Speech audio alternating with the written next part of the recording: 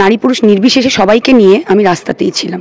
তো একটা নির্দিষ্ট জায়গার মিছিলে ছিলাম না বলেই যে আমি ছিলাম না তা না, আমি এটা কোনো জাস্টিফিকেশন দিচ্ছি না, কারণ আমি আমাকে প্রমাণ করার দরকার নেই, আমি নিজের কাছে জানি আমি নিজে কি করেছি। জায়গাটাতে যেন আমার জন্যে কোনো রকম আনকমফোর্টেবিলিটি না থাকে, তাহলে আমিও যখন আমার ভালো লাগবে না তখন আরেকজনেরও ভালো লাগবে না, তো এটা না হওয়াই পুজোর সময় বেরোচ্ছে কুণাল ঘোষের, মানে মুক্তি পেয়ে গেছে ইতিমধ্যেই কুণাল ঘোষের 3টি গান, তার সুর এবং তার কথায়, এবং সেখানে আমরা পেয়ে গেছি সায়ন্তিকাদিকে।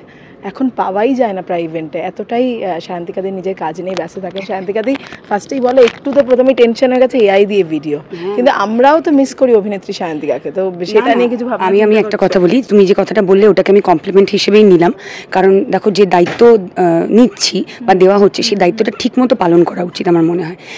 বাট ডেফিনেটলি আমি আমার শিল্পী সত্তাটাই আমার পরিচয়, এবং মানে যতদিন বাঁচবো আমার শিল্পী সত্তাটাই আমার পরিচয়, মানে প্রথম পরিচয় ডেফিনেটলি থাকবে।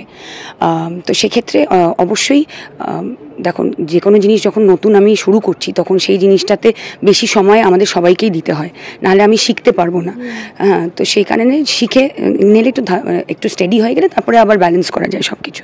তো সেই জন্যই হয়তো আমাকে একটু কম দেখেছো, সেই জন্য আজকের এই ইভেন্টটা আমার জন্য একটা মানে মাঝখানে একটা অন্যরকম ফ্রেশের বলবো না, তো আবার কানেক্ট করছি আমার জগতের সাথে কানেক্ট করতে পারছিলাম, তো ডেফিনেটলি ভালো লাগলো। এবং পুজোর গান, আমরা ছোটোবেলায় মানে আলাদা করে পুজোর গানের একটা আকর্ষণ কিন্তু থাকতো, বাংলা গান স্পেশালি অ্যালবাম হিসেবে। এখন অতটা কিন্তু পুজোর গান বলে আলাদা করে স্পেশালি আলাদা করে বেরোয় না, আমরা যখন বড় হয়েছি সেই সময়টার মতো। তো এটা ডেফিনেটলি সেই পুজোর গান মানে অ্যালবাম মানে একটা অন্যরকম ফিল, নস্টালজিক ফিল। সেই জন্যে কুণালদা এবং গোটা টিমকে আমার অভিনন্দন এবং বেস্ট উইশেস। এই যে কিন্তু পুজোর আগে এবার ছবিটা খানিকটা আলাদা আমরা দেখতে পাচ্ছি আমাদের শহরের, এবং যেভাবে অনেকেই উৎসবে মাতবেন না বলছেন, কারণে বলছেন, কি বলবে সায়ন্তিকাদি? কারণ এবার সত্যি প্রথমবার পুজোর আগে এরকম, কি বলবে তুমি? দেখো, মায়ের আশাটা তো কেউ আমরা আটকাতে পারবো না, মা আসবেনই, এবং আমরা চাই যে মা আসুক, কারণ মা এলে আমরা সকলে কিন্তু শক্তি পাবো।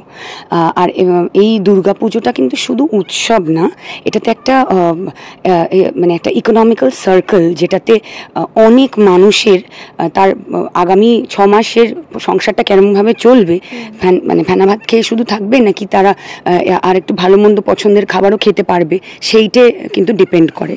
তো সেক্ষেত্রে শুধু নিজেরটা যদি ভাবি যে আমার ইমোশনটা শুধু আমি গুরুত্ব দিচ্ছি, তাহলে সেটা অন্যরকম। কিন্তু আমার মনে হয় যে সবাইকার সার্বিকভাবে যদি তুমি চিন্তা করো, তাহলে সেটা কিন্তু আমার মনে হয় যে উৎসব ছাড়াও যে আরেকটা ইম্পর্টেন্ট অ্যাসপেক্ট আছে দুর্গাপুজো নিয়ে, সেই দিকটাতেও সকলের আমাদের মন দেওয়া উচিত, নাম্বার 1। নাম্বার 2 হচ্ছে যে মা দুর্গা এলেই কিন্তু আমরা আরও শক্তি পাবো, এবং আমরা চাই যে মা আসুক এবং বাংলা শান্ত হোক, নারী ক্ষমতায়ন হোক আরও, এটাই তো চাই আমরা। তুমি বললে নারী ক্ষমতায়ন হোক এবং নারী নিরাপত্তা নিয়ে প্রশ্ন উঠছে, আরো একদমই তাই। এবং নারী নিরাপত্তা নিয়ে প্রশ্ন উঠেছে। নারী নিরাপত্তার জন্য যখন বহু নারী রাস্তায় নেমেছেন, তখন তোমাদের কয়েকজনের ছবি পোস্ট করে তুমিও নিশ্চয়ই দেখেছো, তারা কোথায়, এই প্রশ্নটা উঠেছিল। সায়ন্তিকাদি কি বলবে, মানে সেই সময় সেটা কি খারাপ লেগেছিল? মানে কয়েকজনকে দেখা যায়নি, ধরো তুমি জানোই, তোমার নামও ছিলাম, হ্যাঁ। তো সেক্ষেত্রে অনেকে বলছেন তারা কোথায়, কেন নারীরা যখন রাস্তায় নামছে নারী হয়ে কেন নামলেন? এটা আমি তো এরকম তো মানে একটা জায়গায় নামিনি বলে যে আমি নামিনি তা তো না, আর আমার নাম কোথায় ছিল না ছিল আমি দেখিনি, কারণ আমি আমার কনস্টিটুয়েন্সিতে ছিলাম, এবং আমার কনস্টিটুয়েন্সিতে আমি নারী পুরুষ নির্বিশেষে সকলকে নিয়ে রাস্তাতেই ছিলাম। মানে প্রতিবাদ করার কথা, প্রতিবাদ না, ন্যায় বিচারের একটা দাবি, ন্যায় বিচারের দাবি নিয়ে আমি শুধু নারীদের না, পুরুষদের, নারী পুরুষ নির্বিশেষে সবাইকে নিয়ে আমি রাস্তাতেই ছিলাম। তো একটা নির্দিষ্ট জায়গার মিছিলে ছিলাম না বলেই যে আমি ছিলাম না তা না, আমি এটা কোনো জাস্টিফিকেশন দিচ্ছি না, কারণ আমাকে প্রমাণ করার দরকার নেই, আমি নিজের কাছে জানি আমি নিজে কি করেছি। আর দ্বিতীয়ত হচ্ছে আমাদের প্রত্যেকের দেখো প্রতিবাদ করার ভাষাটা আলাদা। আজকে আমি একজন শিল্পী, তুমি একজন সাংবাদিক, আরেকজন যে ডাক্তার, আরেকজন যে ধরো উকিল, সবাইকার একটা আলাদা ঘরানা আছে, ভাষা আছে, বুঝেছো? তো আমরা আমাদের ভাষাতে করি না, মানে এখানে তো কোনো কম্পিটিশন নেই। তুমি সাংবাদিক হিসেবে বেশি আমার থেকে প্রতিবাদ করলে না, আমি প্রতিবাদ করলাম। ইম্পর্টেন্ট হচ্ছে যে প্রতিবাদ যে কারণে সবাই করছে সেইটা হচ্ছে কিনা, দ্যাট ইজ মোর ইম্পর্টেন্ট। যেভাবেই হোক, by hook or by crook. একদম শেষ একটা প্রশ্ন করব যে তুমি যেহেতু একটা পদে আছো, ভালো টলিপাড়াতেও সরব হচ্ছেন সকলে, সেই ব্যাপারটা নিয়ে কিছু ভাবছো? নানান আওয়াজ উঠছে নানান দিক থেকে যে মিটু নিয়ে আবার কথা হচ্ছে, সায়ন্তিকাদি, সেটা নিয়ে তুমি কিছু ভাবছো? কালকেও একটি ঘটনা ঘটেছে, শুধু কালকে নয়, একাধিক ঘটনা ঘটে চলেছে। আমরা অবশ্যই আমিও সংবাদ মাধ্যমে আমিও দেখেছি, শুনেছি, বাট ডেফিনেটলি এটা না হওয়াই উচিত।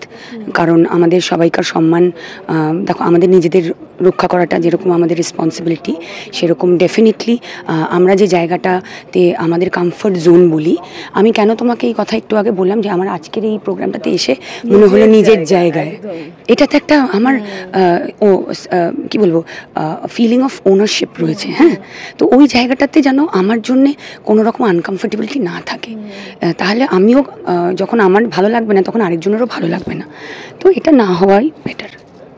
Thank you so much. শেষ করবো, শেষে পুজোর দর্শকদের কিছু বলুন। অবশ্যই সকলে আপনারা ভালো থাকুন, সুস্থ থাকুন, মা সকলকে বাংলাভাষীকে, বাংলাকে শান্ত করুক, শক্তি দিক, মায়েদের, দাদাদের, মহিলা পুরুষ নির্বিশেষে সকলকে মা এসে শক্তি দিক এবং শান্তি দিক, এটাই চাই।